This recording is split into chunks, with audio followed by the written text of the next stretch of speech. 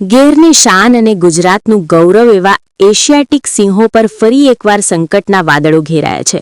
કોડીનાર તાલુકાના કાજ ગામે ગેરકાયદેસર ઇલેક્ટ્રિક કરંટના કારણે એક 3 થી 5 વર્ષના સિંહનું કમકમાટીભર્યું મોત નીપજતા સમગ્ર પંથકમાં અરેરાટી વ્યાપી ગઈ છે.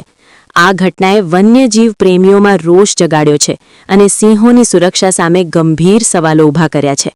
ઘટનાની વિગત. રક્ષણ કે ભક્ષણ?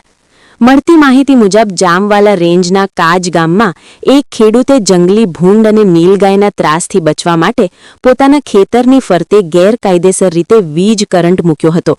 ખોરાકની શોધમાં ગામ તરફ આવી ચઢેલ આ સિંહ આ જીવલેણ કરંટની ઝપેટમાં આવી ગયો અને ઘટના સ્થળે જ દમ તોડી દીધો. જો કે આ મામલે ખેડૂતે પોતાની ભૂલ સ્વીકારી વન વિભાગ સમક્ષ સરેન્ડર કર્યું છે, પરંતુ સવાલ એ છે કે શું એક ભૂલ સ્વીકારવાથી સિંહનો જીવ પાછો આવશે? મુખ્ય મુદ્દાઓ અને ગંભીર બેદરકારી. ગેરકાયદે વીજ કરંટ. ખેડૂતો દ્વારા પાક બચાવવા માટે રખાતા ખુલ્લા વીજ વાયરો સિંહો માટે ડેથ ટ્રેપ એટલે કે મૃત્યુ જાળ સાબિત થઈ રહ્યા છે. મોડી જાણકારી. આ ઘટના લગભગ 4 દિવસ પહેલા બની હોવાનું અનુમાન છે, જે વન વિભાગના ફૂટ પેટ્રોલિંગ અને સર્વેની કામગીરી પર પ્રશ્નાર્થ ચિહ્ન મૂકે છે. રહેણાંક વિસ્તારોમાં સિંહો. સિંહો હવે જંગલ છોડીને રેવન્યુ વિસ્તાર અને ગામડાઓ તરફ વળ્યા છે, જ્યાં ડગલે ને પગલે જોખમ છે. શું વન વિભાગ ઊંઘતું ઝડપાયું? ડીસીએફ પ્રશાંત તોમરના જણાવ્યા અનુસાર વન્યજીવ સંરક્ષણ અધિનિયમ હેઠળ કાર્યવાહી કરી આરોપીને જેલ હવાલે કરવામાં આવ્યો છે, પરંતુ માત્ર ધરપકડ પૂરતી છે? સિંહોના બચાવ માટે જે દાવાઓ કરવામાં આવે છે તે જમીની સ્તરે કેમ નિષ્ફળ જઈ રહ્યા છે? જો આવી જ રીતે સિંહો કરંટ લાગવાથી કે અકુદરતી રીતે મરતા રહેશે તો ભવિષ્યમાં ગીરની ગર્જના માત્ર પુસ્તકોમાં જ સંભળાશે. વન્યજીવ નિષ્ણાત. નિષ્કર્ષ. ખેડૂતોને પાક રક્ષણ માટે વૈકલ્પિક સુવિધાઓ આપવી અને વીજ કંપનીઓ દ્વારા સતર્કતા રાખવી હવે અનિવાર્ય બની છે. જો વન વિભાગ અને સરકાર સિંહોના સંરક્ષણ માટે કોઈ ઠોસ પગલાં નહીં ભરે તો આ વનરાજ ખેતરોમાં જ અસ્ત થઈ જશે.